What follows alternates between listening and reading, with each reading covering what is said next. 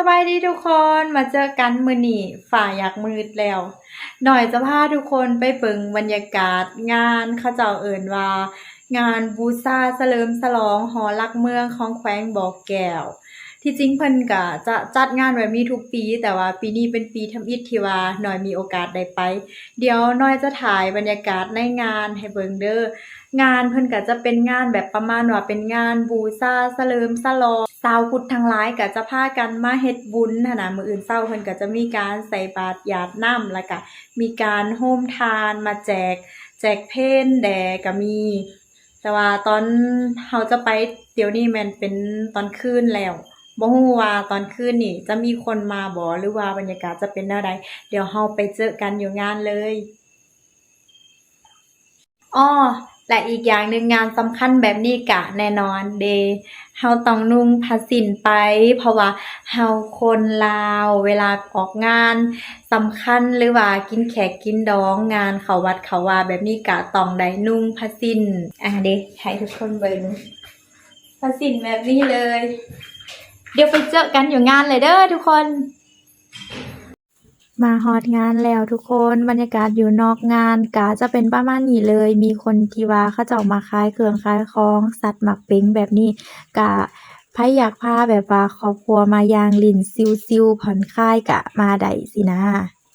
งานแบบนี้นะเด็กน้อยจะมักได้สังเกตเบิ่งมีแต่เด็กน้อยเห็นแบบนี้แล้วก็คิดฮอดตัวเองสมัยนั้นเด้เราก็ผู้หนึ่งเด้อบรรยากาศในงานเรามาตอนคืนมันค่อนข้างอยากมืดทุกคนเอ่ยบ่เห็นหยังซ้ำแต่ว่าเดี๋ยวเข้าไปเบิ่งไกล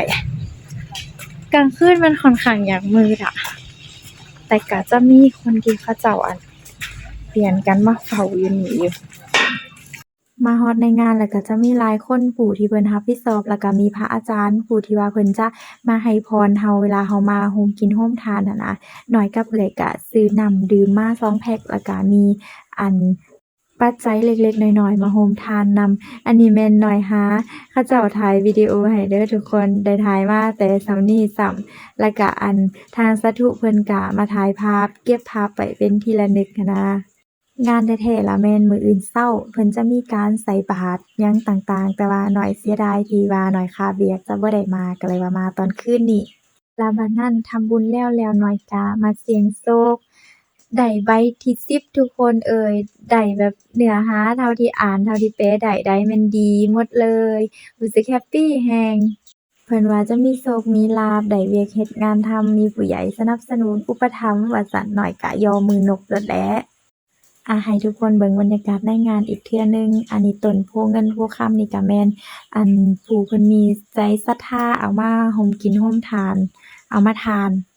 จะบอกทุกคนว่าตอนเว้นน่ะงามเด้อแต่ว่าอันนี้กลางคืนค่อนข้างอยากมืดอันบ่อนธาตุนี่ล่ะแม่นอันนี้แหละเขาเจ้าเอิ้นว่าหอลักเมืองนะทุกคนที่มาเฮ็ดงานมื้อนี้งานบูชาเฉลิมฉลองก็แม่นเฉลิมฉลองโตหอลักเมืองนี่แหละ น้อยก็บ่แน่ใจคือกันว่าครบรอบจักปีแต่ว่าก็มีมาหลายปีเติบแล้วปานนั้นแล้วเวียกแล้วงานแล้วเราสองเอื้อยน้องก็พากันมาถ่ายรูปเซลฟีอยู่นี่